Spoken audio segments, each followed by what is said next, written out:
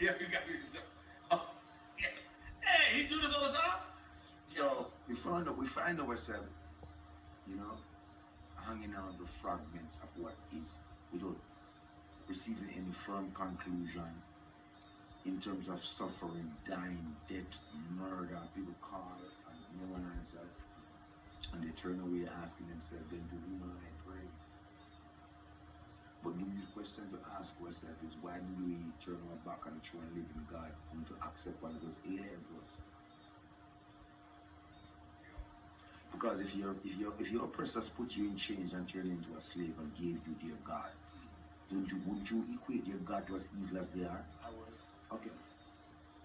So that's what I said that, but I actually earlier when we were talking, do you feel like religion was created? It was created, well, because the world is fucked up right now. There's Muslims there. If you speak and say, well, I see myself as one of the chosen persons of God, my race of people. Yeah. You're viewed as anti-Semitic because you should not have said that.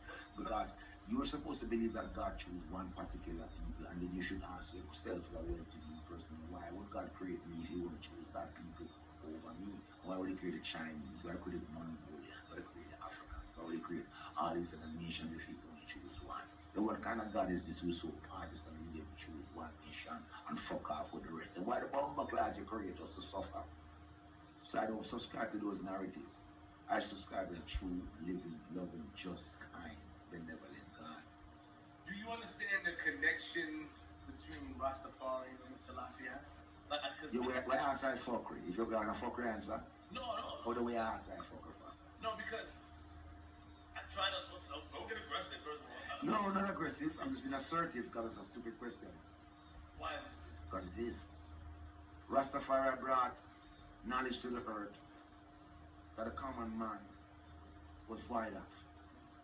We create and maintain a certain standard of living that a common man would be way gone, long gone. If we were the only true man left in the earth is a Rasta man, everything else is a pussy. Nah, you're a Rasta. You just not have the locks. So you don't have to be dread to be Rasta, but the philosophy and the principles are there. We have certain principles, no oppression, the age protected, the hunger be fed, the blind be led, the sick cared for. Where those ethos being applied in our everyday life? It's only Rasta, all these things. Because we know what humanity means. Everyone is all about the money, what I can get for myself, and how big I can get, and use and exploit and step on people to get there. We don't need to step on people to get anywhere, because the earth is alive, and the fullness thereof. Whenever we step on the earth.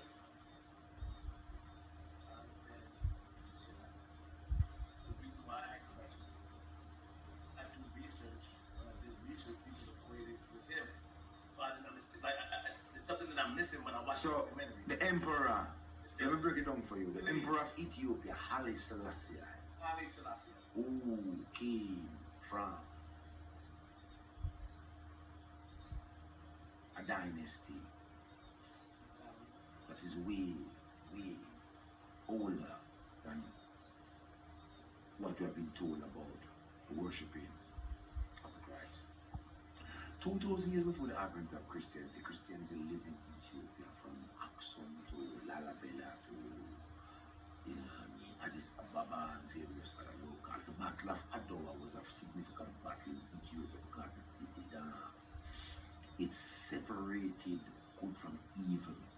Because ever since the beginning of time, the children of this earth, we the children of earth, we have been in a war with the children of Cain. We have been in a sea war.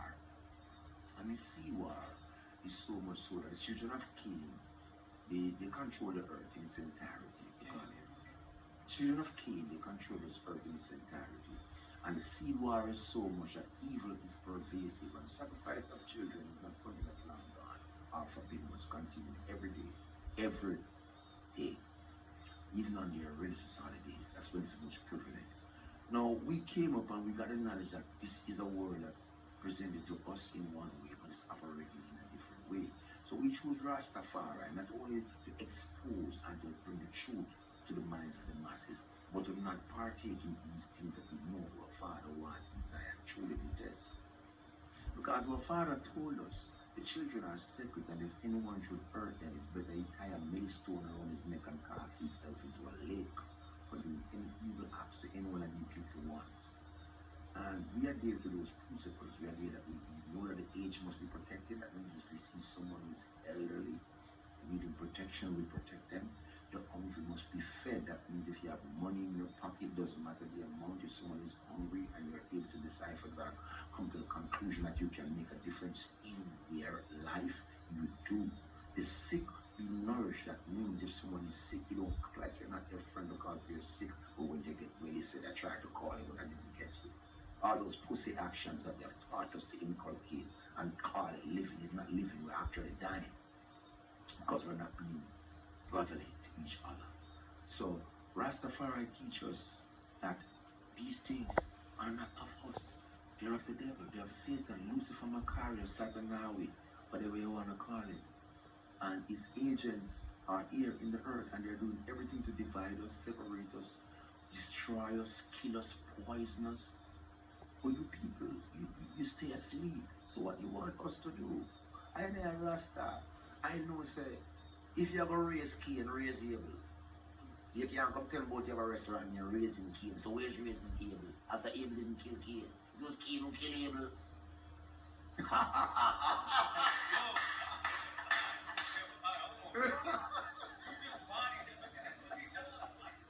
It's reality. You can't ask her one question and have an addendum of answers. I just asked the relation.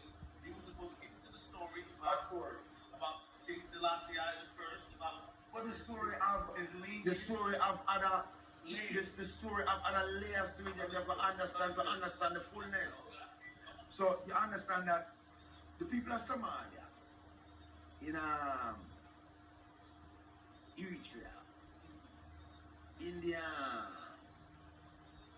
incursion upon Ethiopia by the Italian Mussolini regime.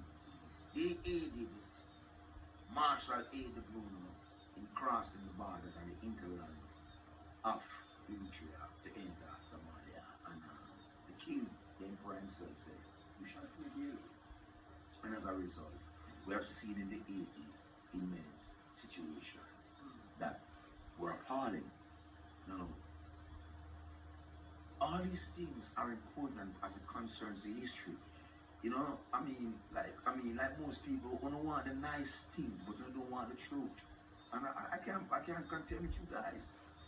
You're not gonna sit with me and just want to hear the sugarcoating stuff. You're gonna hear the entirety of the truth, how it unfolds. Because I'm not here to seek views. If I'm here speaking, my people deserve to know the knowledge of what is, what was, what when, and how it unfolds. Obviously, there's not many people who's eloquent enough to enunciate our situation to our developing world. So we constantly get pushed into the, and I will not be ridiculed because our thing is serious. We don't play with Rastafari. It's not like ism, you have tourism, communism, all kind of blood clot ism, but Rasta is not like ism, it's our way of life that we subscribe to. It has kept us separate and away and apart from the beasts who are trying to destroy us all the days of our life. Remember I told you earlier on, the devil does not fight his own. Yeah, he fights those who are on the opposite side. And if you're not on the devil's side, think about which side you're on.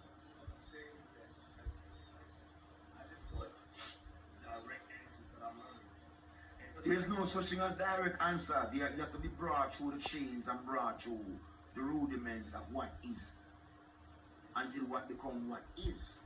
You know what I mean? Unless we're going to cut and chase and tell you some fuckery to please your fans on the podcast and then just jump up in our. But it's not going to be like that with me. I have to give you the truth. And they break it down to you step by step and walk you through it. So those who are not adept about Rastafari can understand. A lot of dreads. I was locked up in prison. And I see guys with long hair eating sausage, all kind of blood. Now, we come in a time where I don't know. They call it ladies' night. I come in a time where your food must be your medicine and your medicines be your food. I come in a time where your food was your medicine and your medicine was your food. So we did not learn these things randomly. There were predecessors who came forth who walked the walk and taught us about the liberty of how we should eat and so on and so forth.